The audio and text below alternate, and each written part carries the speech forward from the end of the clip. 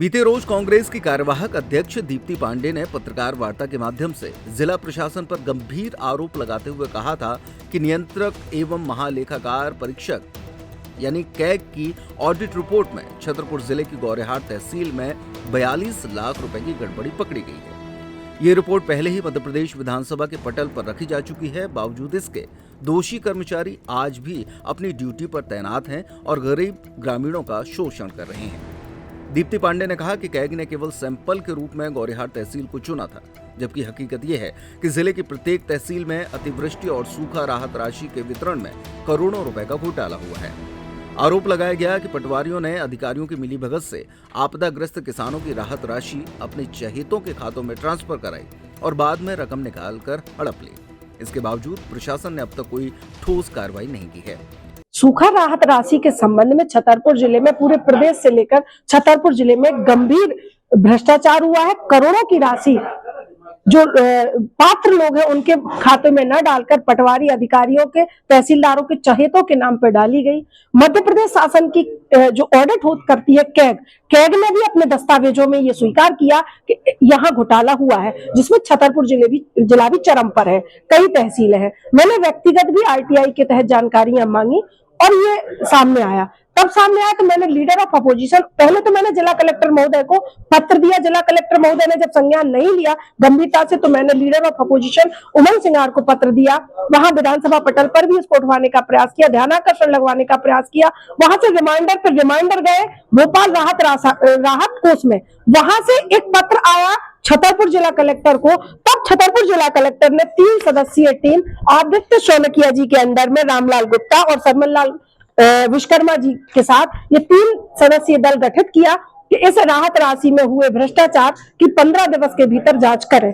लेकिन आज 15 दिवस से भी ज्यादा 40-41 दिन होने को है, इस पर कोई कार्रवाई नहीं हुई। मेरे पास प्रमाणित दस्तावेज है कि जिसके नाम की राशि है वो दूसरे के खाते में चली गई और वो लोग कई अधिकारियों के रिश्तेदार हैं।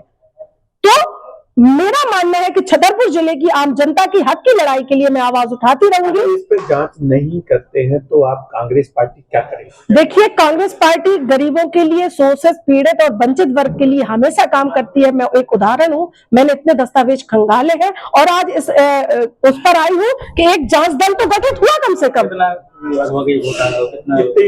लाखों का घोटाला छतरपुर जिले में, 41 लाख से ऊपर का घोटाला है। प्रमाणित दस्तावेज है। प्रशासन भ्रष्ट है। पूरी अफसरशाही चरम सीमा पर, तानाशाही पर उतारू है। मोहन सरकार पर्ची की मुख्यमंत्री से हम क्या उम्मीद कर सकते हैं? कितने स्थानों पर कई तहसीलों में है और मेरे पास कई दस्तावेज हैं। वहीं इन आरोपों के बाद बुधवार को अपर कलेक्टर मिलिंद नागदेव ने स्पष्टीकरण जारी किया। उन्होंने बताया कि छतरपुर जिले में प्राकृतिक आपदा के तहत प्रदान की गई राहत राशि के संबंध में प्रधान महालेखाकार मध्य प्रदेश ग्वालियर द्वारा उठाई गई आपत्तियों पर जांच की गई है। जांच के बाद अब तक 6 पटवारियों पर कार्रवाई की गई, जिनमें से एक पटवारी को दोष मुक्त पाया गया है।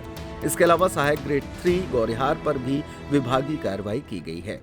लेखा परीक्षा मध्य प्रदेश ग्वालियर से संबंधित ऑडिट आपत्तियों के संबंध में हमारे यहाँ जिला छतरपुर में त्रिस्तरीय जांच दल और एसडीएम से पृथक क्या बोलते रिपोर्ट ली गई है। रिपोर्ट आने के बाद हम लोगों ने गौरीहार के एक लिपिक के विरुद्ध डी संस्थित की है। साथ ही हमने क्या बोलते बड़ा मलारा और नौगांव में सिविल सेवा वर्गीकरण अधिनियम के अंतर्गत तत्कालीन जो पटवारी है उनके ऊपर कार्रवाई की है। जो गौरीहार है, गौरीहार के लिपिक ने जो राशि है वो भी खाते में जमा कर दी गई है और ऑलरेडी उसके ऊपर डी संस्थित है।